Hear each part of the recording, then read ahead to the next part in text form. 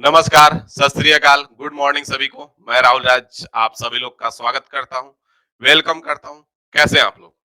उम्मीद करता हूँ सब बेहतर होंगे और पढ़ाई लिखाई भी बेहतर चल रहा होगा। और ज्योमेट्री एडवांस का सबसे खूंखार और सबसे आसान टॉपिक हम लोग पढ़ रहे हैं। काफी कुछ आप सीख चुके हैं, लाइन एंड एंगल आपको करके मजा भी आया होगा और अब लग रहा होगा कि नहीं एडवांस आप भी पढ़ सकते हैं। अगर ढंग से पढ़ाया जाए तो चीजों को आप भी समझ सकते हैं। जैसा कि आपने देखा होगा ए, काफी लेक्चर हुआ, बहुत ही आराम आराम से पढ़ रहे हैं, बहुत ही धीरे धीरे पढ़ रहे हैं ताकि आप प्रॉपर इसका नोट्स बना पाए, प्रॉपर चीजों को समझ पाए, प्रॉपर चीजों को टाइम दे पाए। करने के लिए हम 2 घंटे का वीडियो रिकॉर्ड कर सकते हैं, लेकिन समस्या वही कि अगर 2 घंटे का वीडियो हम रिकॉर्ड करके आपको दे देते हैं तो पहले तो उसका नोट्स बनाने में आपको 4 घंटे लग जाएंगे, उसके बाद उसको रिवीजन करने में आपका हालत खराब हो जाएगा, फिर नेक्स्ट डे का क्लास आप कर नहीं पाएंगे।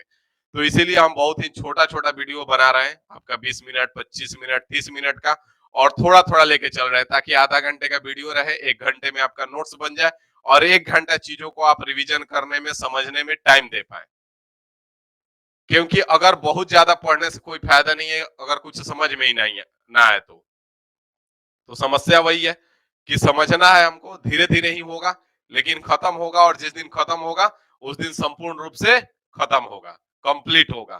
ठीक है, तो आ जाइए। आज आपका जो लेक्चर है वो 8वां लेक्चर है ज्योमेट्री का। डेली आपको 11:15 पे लेक्चर मिल जाता है। इसका प्लेलिस्ट का नाम है complete advance math pro level का। ठीक है ना, एकदम माइनस से स्टार्ट किए, जैसा कि आप लोग देखे होंगे कि लाइन एंड एंगल में एकदम छोटा छोटा बात बता के और उस पे आधारित जितने भी क्वेश्चंस थे, नए पुराने, रेलवे में आए हुए, एसएससी में आए हुए, सारे क्वेश्चंस हमने करवाए। मतलब लाइन एंड एंगल पे केवल आपका 50+ क्वेश्चन करवाए हैं। तो बात यहाँ यही है कि मेनली जो बेसिक बेसिक छोटा छोटा क्वेश्चन है वही करने से आपका कॉन्सेप्ट खुलेगा, और वही कोई करवाता नहीं है। एडवांस में अगर केवल कॉन्सेप्ट केवल पढ़ा के छोड़ दिया जाए तो एडवांस क्लियर नहीं हो पाएगा। तो इसीलिए हम छोटा छोटा क्वेश्चन एकदम आराम आराम से लेके चल रहे हैं।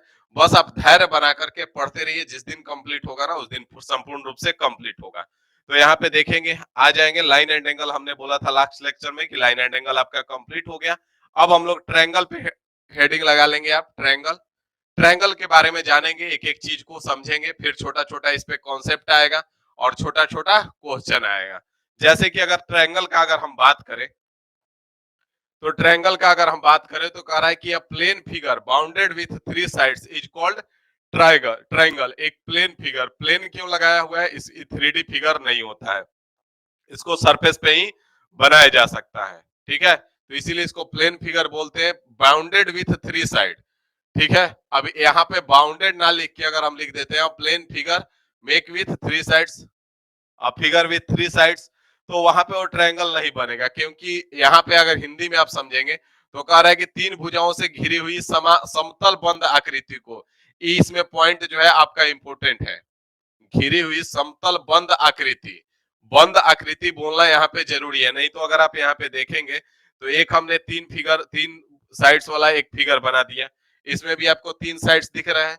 चाहे यहाँ पे आप देखेंगे यहाँ पे भी 3 साइड्स है इसमें, लेकिन ये ट्रायंगल नहीं है। तो कई बार गलती क्या करते हैं कि नॉर्मली कोई पूछ देता है कि त्रिभुज किसको को कहते हैं, बोलचाल की भाषा में आपसे कोई पूछ दिया, या छोटा बच्चा है वो आपसे घर में वो पूछ दिया कि त्रिभुज किसको कहते हैं, तो आप बोल देते हैं 3 भुजाओं से बनी हुई आकृति को त्रिभुज कहते हैं। अक्सर ही मिस्टेक आप करते हैं। अब आप खुद बताएंगे कि 3 भुजा से तो ये भी बना हुआ है ना भाई साहब, 3 भुजा से तो ये भी बना हुआ है, लेकिन ये त्रिभुज नहीं है। तो यहाँ पे हमको बोलना जरूरी है कि घिरी हुई समतल बंद आकृति को त्रिभुज कहते हैं। ठीक है, अब त्रिभुज में आपका 3 गो साइड हो गया, 3 गो भुजा हो गया, 3 भुजाओं से घिरी हुई बंद आकृति को त्रिभुज कहते हैं। अब जरूरी नहीं है कि तीनों भुजा बराबर ही होगा। उसके बाद यहाँ पे अगर हम बात करें तो यहाँ पे जो ए बी सी, अगर इसका हम नामकरण कर लेते हैं ए बी सी, ठीक है, तो यहाँ पे अगर हम बात करें तो साइड्स जो होंगे मतलब कि भुजा जो होंगे, साइड्स मतलब कि भुजा, भुजा जो होगा आपका वो कौन कौन होगा, तो भुजा हो जाएगा यहाँ पे आपका ए बी, ए बी, ठीक है, उसके बाद हो जाएगा बी सी और उसके बाद हो जाएगा ए सी। भुजा कौन कौन हो जाएगा, ए बी, बी सी और ए सी। साइड्स, अगर हम एंगल का इसमें बात करें, एंगल कौन कौन कौन हो जाएंगे, तो एंगल्स मतलब कि कोण का अगर हम बात करें तो यहाँ पे एंगल एक एंगल हो जाएगा यहाँ पे A B A C, angle B A C, angle B A C, दूसरा एंगल का बात करें तो एंगल ए बी सी हो जाएगा, angle A B C. Angle लिखने का तरीका आपको बताए थे कि बीच में जो होगा वो पॉइंट इंडिकेट करता है कि कहाँ पे एंगल है। जैसे यहाँ पे ये है मतलब कि इस एंगल का बात कर रहा है, यहाँ पे बीच में बी है मतलब कि इस एंगल का बात कर रहा है। और अगर एक एंगल और लिखे एंगल ए सी बी, तो फिर इस एंगल का बात कर रहा है। यहाँ पे दो चीज आपको हमने बताया भुजा और कोण के बारे में।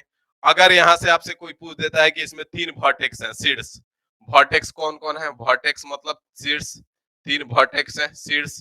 तो यहाँ पे शीर्ष कौन कौन है आपका, यहाँ पे ध्यान देंगे शीर्ष जो है आपका ए बी और सी, तीनों क्या है वर्टेक्स है, शीर्ष है। तो ए बी सी यहाँ पे हो जाएगा, ए बी और सी तीनों क्या है आपका वर्टेक्स है, शीर्ष है।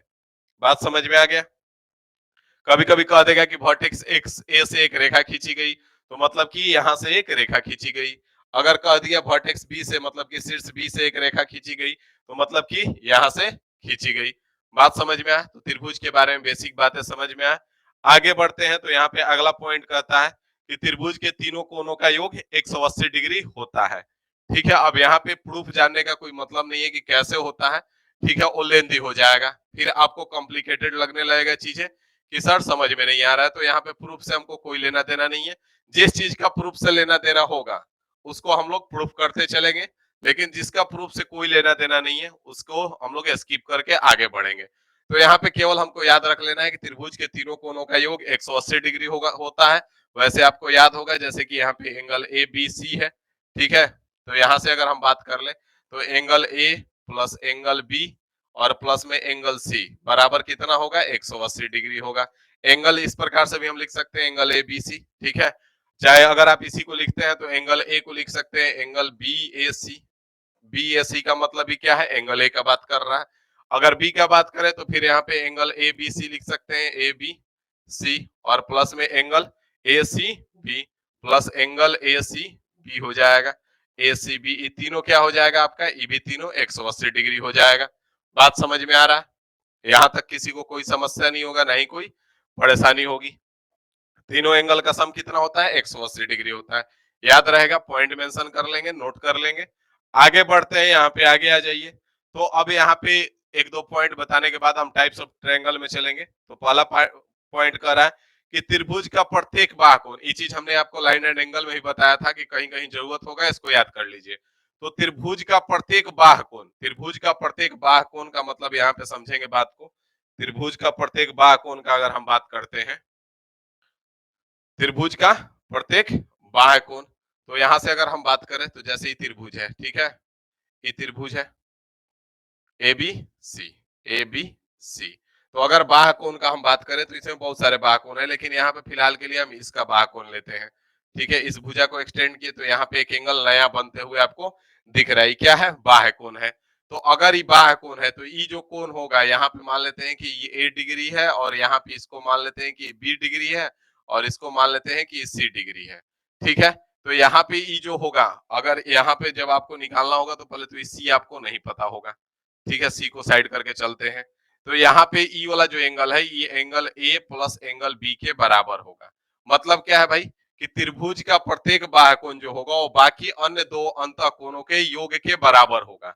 जैसे अगर यहाँ पे एक ट्रायंगल हम और बना लेते हैं, समझिएगा बात को, समझने का ही टाइम है। ठीक है, यहाँ पे भी आप देख पा रहे हैं कि यहाँ पे एक एंगल आपको बाह्य कोण में बनते हुए दिख रहा है। अब मान लेते हैं कि ये वाला एंगल हमारा अगर ए है और ये वाला एंगल सी है।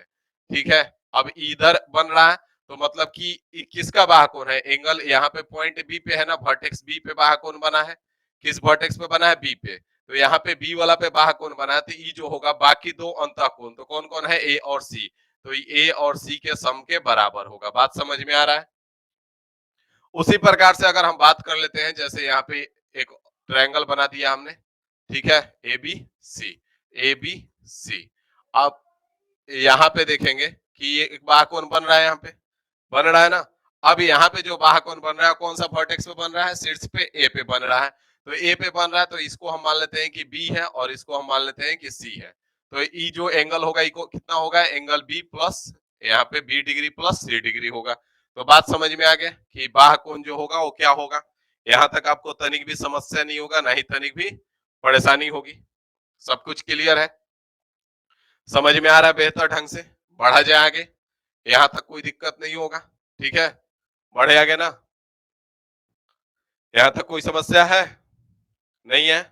तो चलिए आगे बढ़ते हैं, नेक्स्ट क्वेश्चन पे आ जाइए, नेक्स्ट पॉइंट पे। तो यहाँ पे वही चीज लिखा हुआ है कि त्रिभुज का प्रत्येक बाह्य कोण बाकी के दो अंतः कोणों के योग के बराबर होता है। each exterior angle of a triangle is equal to the sum of remaining two interior angle। प्रत्येक बाह्य कोण जो होता है वो बचे हुए दो अंतः कोणों के योग के बराबर होता है।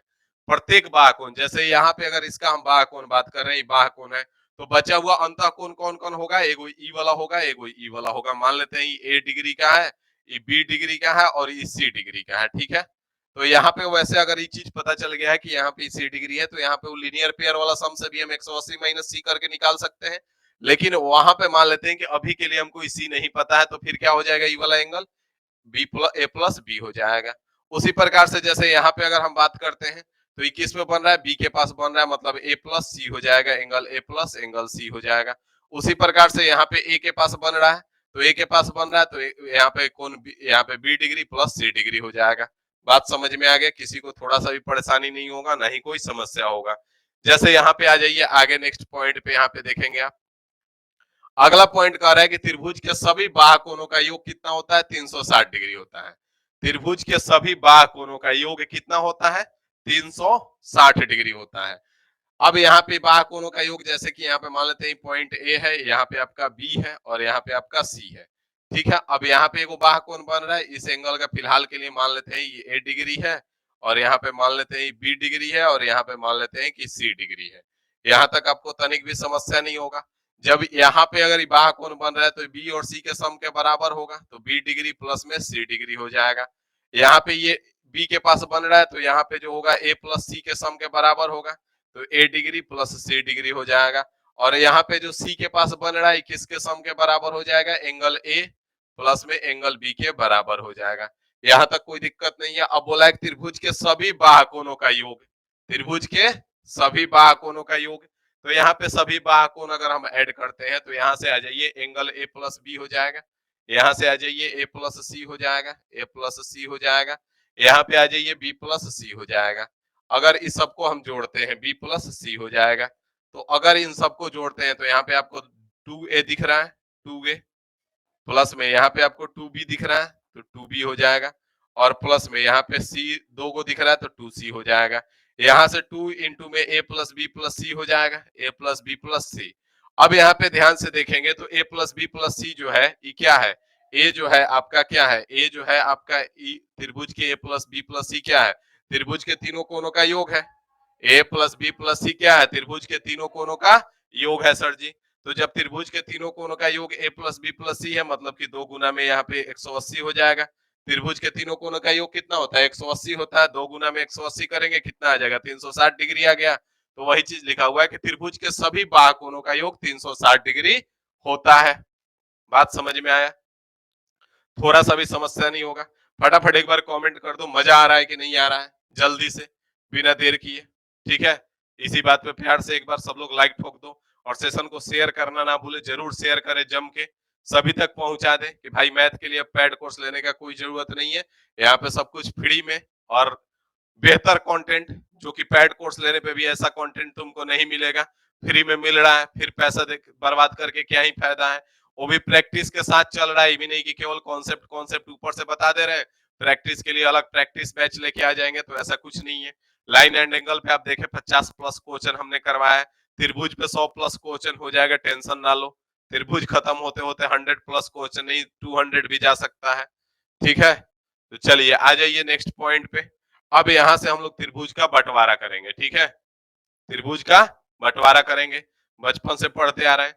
तो त्रिभुज का जो बंटवारा करते हैं, यहाँ पे ध्यान देंगे, जैसे यहाँ पे त्रिभुज का बंटवारा का अगर हम बात करते हैं, त्रिभुज के बंटवारे का अगर हम बात करते हैं, तो त्रिभुज के बंटवारे का यहाँ पे अगर हम बात करें, तो जैसे कि यहाँ पे देखेंगे त्रिभुज में दो चीज होता है। क्या क्या होता है?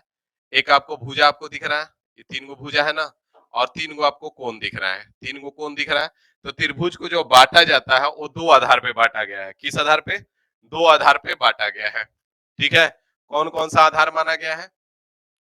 भुजा के आधार पे और कोण के आधार पे। जैसे मान लेते हैं कि यहाँ पे 10 लड़के हैं, ठीक है, और लड़कों को बांटना है। तो कुछ लड़के हैं जो कि पूरा हेवी हेवी है, मोटा मोटा है, और कुछ लड़के हैं एकदम पतला पतला है, कुछ लड़का है जो कि बहुत लंबा लंबा है, और कुछ नाटा नाटा है। तो वहां पे हम दो प्रकार से बांट सकते हैं, एक मोटाई के आधार पे कि मोटा वाला को अलग, पतला वाला को अलग कर देंगे, और दूसरा लंबाई के आधार पे, जिसका हाइट ज्यादा है उसको अलग, और पतला जो जिसका हाइट कम है उसको अलग कर देंगे। बढ़ सकते हैं ना। तो उसी प्रकार से यहाँ पे त्रिभुज को दो आधार पे बांटा गया है, जिसमें से पहला आप हेडिंग डालेंगे कि भुजाओं के आधार पर त्रिभुज का प्रकार। भुजाओं के आधार पर त्रिभुज का प्रकार, types of triangle according to their sides. Types of triangle according to their sides, जिसमें से पहला निकल के आता है समबाहु त्रिभुज। पहला क्या निकल के आता है आपका? समबाहु त्रिभुज, इक्विलेटरल ट्रायंगल। पहला आपका आता है समबाहु त्रिभुज, इक्विलेटरल ट्रायंगल। अब यहाँ से इक्विलेटरल ट्रायंगल का अगर हम बात करते हैं तो यहाँ पे ध्यान देंगे आप कि ये जो इक्विलेटरल ट्रायंगल है बहुत ही इंपॉर्टेंट ट्रायंगल है। आगे आपको मेंसुरेशन में भी इसके बारे में बढ़िया से पढ़ना है। ठीक है, तीनों यहाँ पे मान लेते हैं कि यहाँ पे आपका वर्टेक्स एबीसी है। तो इक्विलेटरल ट्रायंगल समबाहु, आपको नाम से ही पता चल रहा है समबाहु, मतलब कि सारी भुजा बराबर होगी। तो सारी भुजा बराबर होगी तो इक्विलेटरल ट्रायंगल में पहला पॉइंट यहाँ से लिख सकते हैं कि ए बी जो होगा, भुजा क्या है? ए बी है। दूसरा है बराबर बीसी होगा, और बराबर हो जाएगा एसी, बराबर हो जाएगा एसी। तो त्रिभुज के जिस त्रिभुज की तीनों भुजाएं बराबर होगी उसको हम क्या कहेंगे? समबाहु त्रिभुज कहेंगे। अब जब यहाँ पे भाई साहब तीनों भुजा बराबर होता है ना, जैसे ही तीनों भुजा बराबर होता है तो इसका तीनों कोण भी बराबर हो जाता है। तो मतलब कि यहाँ से दूसरा पॉइंट में हमारा क्या हो जाएगा? एंगल ए बराबर एंगल बी बराबर एंगल सी हो जाएगा। बात समझ में आ रहा है? एंगल ए बराबर एंगल बी बराबर एंगल सी हो जाएगा, त्रिभुज का तीनों कोण भी बराबर हो जाएगा। तो वही चीज लिखा हुआ है। और जैसे ही यहाँ पे त्रिभुज का तीनों कोण आपको बराबर दिखता है, तीनों कोण अगर बराबर दिखा तो फिर आप जानते हैं कि इन तीनों का योग कितना होता है? इन तीनों का योग सर जी 180 डिग्री होता है। आपको पता है जब तीनों का योग 180 डिग्री होता है तो भाई एगो कितना होगा? 60-60 का हो जाएगा ना। एगो कितना का हो जाएगा? 60-60 डिग्री का हो जाएगा। तो मतलब कि यहाँ से एंगल सी बराबर में 60 डिग्री हो जाएगा। मतलब तीनों कोण बराबर हो और प्रत्येक कोण 60 डिग्री के माप का हो, प्रत्येक कोण 60 डिग्री का हो। तो समबाहु त्रिभुज बात समझ में आ गया? कोई भी पूछे तो अब बढ़िया से बताना है, बच्चा वाला डिफिनेशन नहीं देना है आज के बाद। समबाहु त्रिभुज तो बच्चों जैसा सर जिसकी तीनों भुजा बराबर हो उसको समबाहु त्रिभुज कहेंगे। तो आज के बाद ऐसा नहीं करना है। आज के बाद क्या बोलोगे? वैसा त्रिभुज जिसकी तीनों भुजाएं आपस में बराबर हो तथा तीनों कोण आपस में बराबर हो और प्रत्येक कोण 60 डिग्री का होता है, उसको हम समबाहु त्रिभुज कहते हैं। बात समझ में आ गया? या ये भी अगर इंग्लिश में बोलना है तो type of triangle consist of 3 equal sides, consist of 3 equal sides, मतलब कि जिसमें तीन बराबर भुजा हो एंड इक्वल एंगल्स, और तीनों कोण बराबर हो। Every side of the triangle of same length, तीनों भुजा जो होगा वो समान लंबाई की होगी। And every angle is of the same measurement of 60 degree, और जितने भी कोण होंगे प्रत्येक कोण समान माप के 60 डिग्री के होंगे, उसको हम समबाहु त्रिभुज कहेंगे। ठीक है, नेक्स्ट पॉइंट पे यहाँ पे आ जाइए। अगला आता है आपका आइसोस्केल्स ट्रायंगल। आइसोस्केल्स ट्रायंगल मतलब कि समद्विबाहु त्रिभुज। आइसोस्केल्स ट्रायंगल मतलब कि समद्विबाहु त्रिभुज। अब समद्विबाहु त्रिभुज का अगर हम बात करते हैं तो यहाँ पे समद्विबाहु, द्वि मतलब कि दो, मतलब क्या है भाई? मतलब यह है सर जी कि यहाँ से इसका दो भुजा बराबर होगा। यहाँ से ए बी सी अगर त्रिभुज है तो यहाँ से ये दोनों भुजा बराबर है। तो यहाँ से पहला पॉइंट हो जाएगा ए बी बराबर ए सी होगा। जिस वैसा त्रिभुज जिसकी दो भुजाएं आपस में बराबर हो उसको समद्विबाहु त्रिभुज कहेंगे। अब जैसे ही आपको दिखेगा कि इसका दो भुजा बराबर है तो इस पॉइंट का बहुत ज्यादा यूज होता है, इसको याद रखिएगा। जो दो भुजा बराबर होगा उसके वहां पे जो दो कोण बनेगा वो दोनों कोण भी बराबर होगा। तो यहाँ से एंगल बी बराबर एंगल सी होगा, एंगल बी बराबर एंगल सी होगा। ठीक है, तो वही चीज यहाँ पे लिखा हुआ है कि जिस त्रिभुज के दो भुजा बराबर होती है उसे समद्विबाहु त्रिभुज कहते हैं। अगला पॉइंट है न केवल दो भुजा बल्कि इसके दो कोण भी बराबर होते हैं। अब यहाँ पे समस्या क्या आता है कि जैसे कि यहाँ पे मान लेते हैं, ध्यान देंगे आप, जैसे कि यहाँ पे अगर हम मान लेते हैं कि अभी तो आपने देखा, यहाँ पे ध्यान दीजिए, जैसे कि एगो त्रिभुज है, समद्विबाहु त्रिभुज है। ठीक है, इसमें बोला गया कि दोनों भुजा बराबर है ए बी सी। ठीक है, तो यहाँ पे यदि यदि ए बी बराबर ए सी है, ए बी बराबर ए सी है, तो फिर कौन कौन कौन बराबर होगा, फटाफट कमेंट करके बता दो। यहाँ पे एंगल बी और एंगल सी बराबर होगा, देन तब जो होगा कौन कौन कौन बराबर होगा, एंगल बी बराबर एंगल सी होगा। लेकिन यहीं पे ध्यान देना कि अगर यहीं पे कह देता है कि क्या भाई ऐसे नहीं बात बनेगा, ऐसे बात बनाओ, ठीक है। लेकिन यहीं पे इसने बोला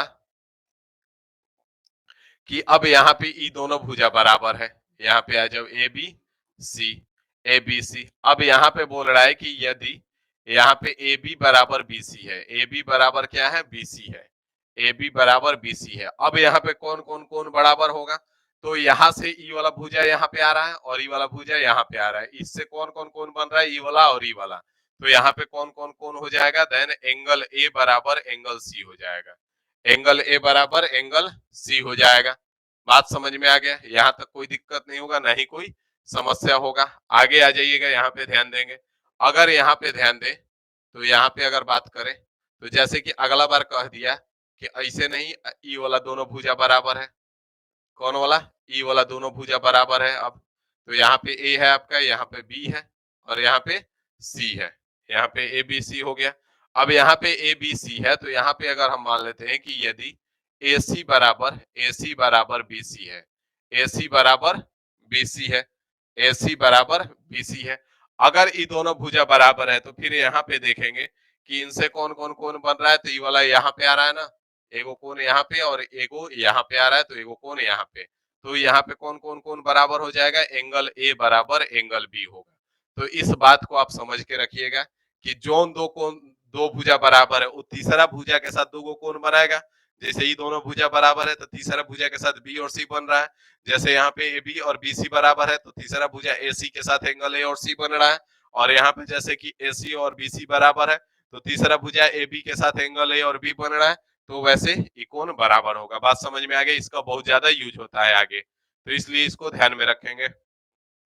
बात समझ में आ गया, तो समद्विबाहु त्रिभुज समझ में आ गया कि वैसा त्रिभुज जिसकी दो भुजाएं बराबर हो, और जब दो भुजाएं आपस में बराबर होंगी तो दो कोण भी आपस में बराबर होंगे, उसको हम समद्विबाहु त्रिभुज कहते हैं। ठीक है, अगला पॉइंट पे आ जाइए फटाफट। यहाँ पे अगला पॉइंट है आपका विषम बाहु त्रिभुज।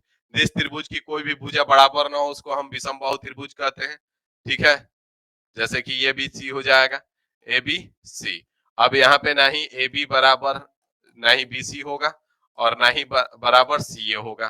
ठीक है, ये तीनों कोण बराबर, तीनों भुजा बराबर नहीं होगा। जैसे ही तीनों भुजा बराबर नहीं होगा तो यहाँ पे कोण भी बराबर नहीं होगा, एंगल बी बराबर नॉट एंगल सी।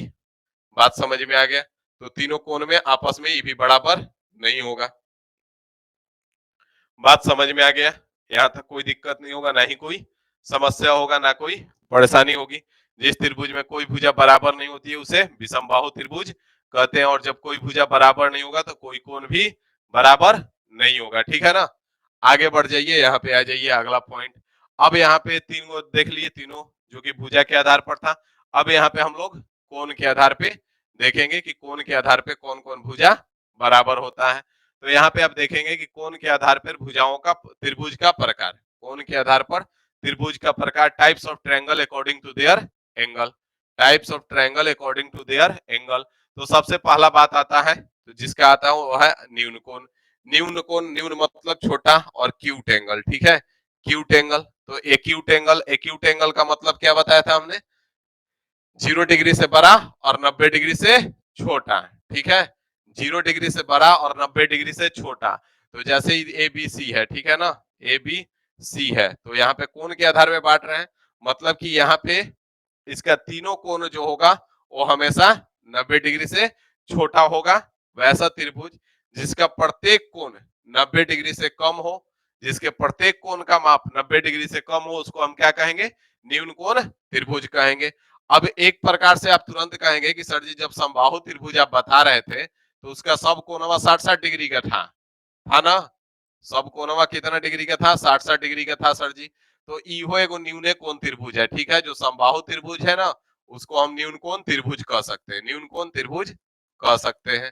ठीक है, जो समबाहु त्रिभुज है उसको हम न्यून कोण त्रिभुज कह सकते हैं, लेकिन जितना भी न्यून कोण त्रिभुज होगा सबको आप समबाहु त्रिभुज नहीं कह सकते हैं। जैसे मान लेते हैं कि यहाँ पे ये हमारा 50 डिग्री का एंगल है, ये हमारा 70 डिग्री का एंगल है और ये हमारा 60 डिग्री का एंगल है। तो ये भी क्या है, न्यून कोण त्रिभुज है लेकिन समबाहु त्रिभुज नहीं है, इसीलिए इसको अलग से पढ़ना है। बात समझ में आया? न्यून कोण त्रिभुज किसको कहते हैं? वैसा त्रिभुज जिसके तीनों कोणों का माप 90 डिग्री से कम होगा उसको न्यून कोण त्रिभुज कहेंगे। प्रत्येक समबाहु त्रिभुज एक न्यून कोण त्रिभुज होता है, लेकिन लेकिन लेकिन लेकिन प्रत्येक न्यून कोण त्रिभुज एक समबाहु त्रिभुज नहीं होता है।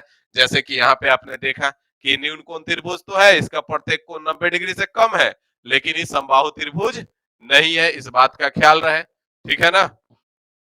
अगला पे आ जाइए, यहाँ पे ध्यान देंगे। अगला है आपका right angle triangle. Right angle triangle का मतलब क्या हो जाएगा भाई? समकोण त्रिभुज। राइट एंगल ट्रायंगल का मतलब समकोण त्रिभुज, समकोण त्रिभुज, समकोण त्रिभुज। ठीक है, राइट एंगल ट्रायंगल का मतलब समकोण त्रिभुज। तो वैसा कोण जिसका एक कोण का माप, वैसा त्रिभुज जिसके एक कोण का माप 90 डिग्री हो उसको हम समकोण त्रिभुज कहते हैं। तो यहाँ से ए बी सी हो जाएगा। ठीक है, क्या हो जाएगा? ए बी सी हो जाएगा। यहाँ से एंगल बी हमारा 90 डिग्री है। ठीक है, एंगल बी क्या है? 90 डिग्री है, इस बात को आप याद रखेंगे। तो अब यहाँ से एक क्वेश्चन बनता है कि किसी भी त्रिभुज में अधिक से अधिक कितने समकोण बनाए जा सकते हैं?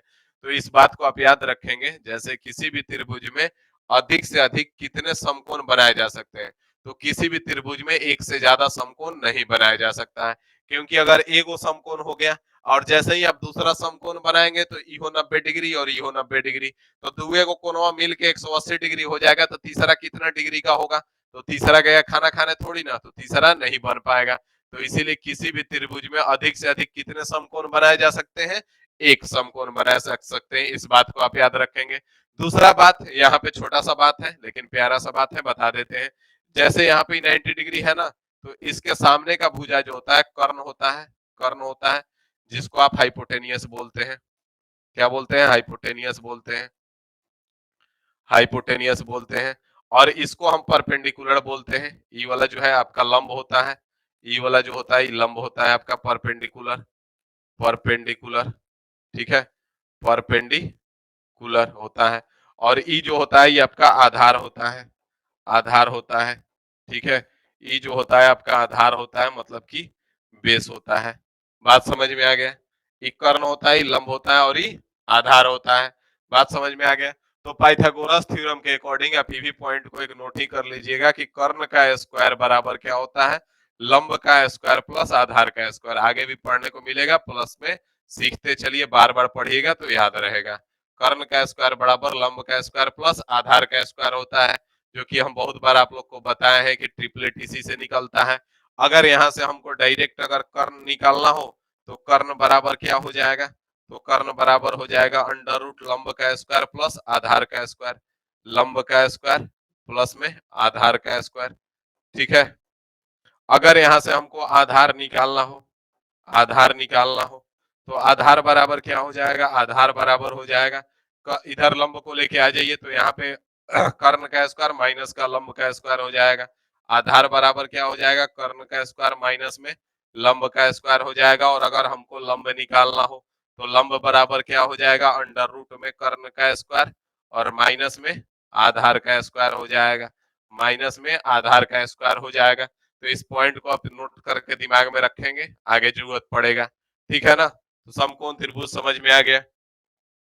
एक दो पॉइंट था जिसमें ज्यादा इंपॉर्टेंट है, इसको याद रखेंगे। किसी भी त्रिभुज में अधिक से अधिक कितने समकोण बनाए जा सकते हैं? एक समकोण बनाए जा सकते हैं। बात समझ में आ गया? आगे बढ़ेंगे। कभी कभी पूछ देता है। अगला है आपका अधिक कोण त्रिभुज। अधिक कोण त्रिभुज, तो अधिक कोण त्रिभुज का मतलब वैसा त्रिभुज जिसके एक कोण का माप 90 डिग्री से अधिक हो। जैसे मान लेते हैं ये वाला कोण हो गया 90 डिग्री से अधिक है, तो वैसा कोण, वैसा त्रिभुज, सॉरी वैसा त्रिभुज जिसके एक कोण का माप 90 डिग्री से अधिक हो। अधिक कोण किसको बोलते हैं? जिसका माप 90 डिग्री से अधिक और 180 डिग्री से कम हो, उसको हम क्या बोलते हैं? अधिक कोण त्रिभुज, अधिक कोण बोलते हैं। तो वैसा ही हो जाएगा कि वैसा त्रिभुज जिसका एक कोण का माप 90 डिग्री से अधिक हो, ठीक है, और 180 डिग्री से छोटा होना चाहिए, इस बात का याद रहे। ठीक है, नहीं नहीं कि 165 डिग्री 192 डिग्री का कर लेना, कि सर आप तो बोले थे 90 डिग्री से अधिक, तो 192 डिग्री का कर दिए। तो त्रिभुज के तीनों कोनों का योगोवा कितना होता है, 180 होता है, इस बात का ख्याल रहे। तो वैसा त्रिभुज जिसके एक कोण का माप 90 डिग्री से अधिक लेकिन 180 डिग्री से कम हो और बाकी दो न्यून कोण हो, उसको हम क्या कहेंगे, अधिक कोण त्रिभुज कहेंगे। और दूसरा पॉइंट इसमें आप याद रखेंगे, पूछ देता है कभी कभी कि किसी भी त्रिभुज में अधिक से अधिक कितने अधिक कोण बनाए जा सकते हैं। किसी भी त्रिभुज में अधिक से अधिक कितने अधिक कोण बनाए जा सकते हैं, पॉइंट मेंशन कर लीजिएगा कॉपी पे। किसी भी त्रिभुज में अधिक से अधिक कितने अधिक कोण बनाए जा सकते हैं, तो एक अधिक कोण बनाए जा सकते हैं। बात समझ में आ गया? यहाँ तक आपको तनिक भी परेशानी नहीं होगी, नहीं तनिक भी समस्या होगा, ना कोई दुख ना कोई तकलीफ होगा। तो हम सोच रहे थे कि यहीं पे इसको हम रोकते हैं। आज इस कॉन्सेप्ट को बढ़िया से कीजिए, बढ़िया से नोट कीजिए, ठीक है। बाकी कल इस पे आधारित अब हम लोग आगे के लेक्चर में कुछ क्वेश्चंस पहले करेंगे, उसके बाद फिर कॉन्सेप्ट क्वेश्चन साथ में आते रहेंगे, ठीक है ना। तो कैसा लगा लेक्चर जरूर बताइएगा। बेसिक से चल रहा है, मजा आ रहा है कि नहीं आ रहा है, कमेंट जरूर कीजिएगा, क्योंकि हमारे आपसे जो संपर्क है वो कमेंट के थ्रू ही है, ठीक है। तो आप लोग कमेंट ज्यादा से ज्यादा कीजिएगा, लाइक शेयर कीजिएगा, ठीक है ना, ताकि हमें भी मजा आए। क्योंकि आपका एक लाइक, एक सब्सक्राइब और एक शेयर हमारा पूरा टीम जो है, जैसे कि आप देख पा रहे हैं, पीपीटी बनाना, क्वेश्चन टाइप करना, चीजों को टाइप करना, यहाँ तक पहुंचना, तो इसमें वीडियो को एडिट करना, तो बहुत सारे लोगों का हाथ होता है। तो सारा लोग मोटिवेट होता है कि जैसे ही राहुल राज मैथ का जो फैमिली है जितना बड़ा होता है, उतना हम भी मोटिवेट होते हैं और आप भी मोटिवेट होते हैं। तो इसलिए चैनल को लाइक शेयर और सब्सक्राइब जरूर करें। मिलते हैं अगले लेक्चर में, अभी के लिए इतना ही रखते हैं। Thank you.